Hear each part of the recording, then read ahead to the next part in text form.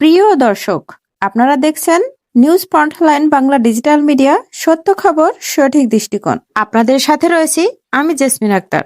পশ্চিমবঙ্গের মুখ্যমন্ত্রী মমতা বন্দ্যোপাধ্যায় নির্বাচন কমিশনের বিরুদ্ধে গুরুতর অভিযোগ তুলেছেন। তিনি বলেছেন, ভোটার তালিকা সংশোধনের বিশেষ অভিযান অর্থাৎ এসআইআর প্রক্রিয়ায় একাধিক ভুল হয়েছে। মুখ্যমন্ত্রীর দাবি, নির্বাচন কমিশন বিজেপির নির্দেশে কাজ করছে। তার অভিযোগ, বহু প্রকৃত ভোটারের নাম ভুলভাবে ভোটার তালিকা থেকে বাদ পড়েছে। মমতা বন্দ্যোপাধ্যায় আরো বলেন, এসআইআর শুনানির জন্য যে কেন্দ্রীয় আধিকারিকদের মাইক্রো অবজারভার হিসেবে নিযুক্ত করা হয়েছে, তাদের অনেকেই বাংলা ভাষা বোঝেন না।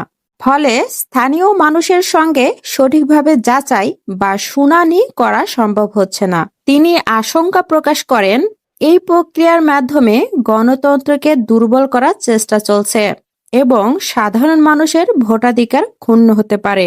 অন্যদিকে নির্বাচন কমিশন এখনো পর্যন্ত এই অভিযোগ মানেনি। কমিশনের দাবি, ভোটার তালিকা সংশোধনের কাজ সম্পূর্ণ নিয়ম মেনেই করা হচ্ছে। এই পরিস্থিতি ঘিরে রাজ্য রাজনীতিতে নতুন করে বিতর্ক তীব্র হয়েছে। এই খবরটা যদি আপনাদের কাছে গুরুত্বপূর্ণ মনে হয়, তাহলে পাশে থাকুন আমাদের সঙ্গে। সঠিক তথ্য আর নির্ভরযোগ্য বিশ্লেষণের জন্য news frontline Bangla digital media subscribe করুন।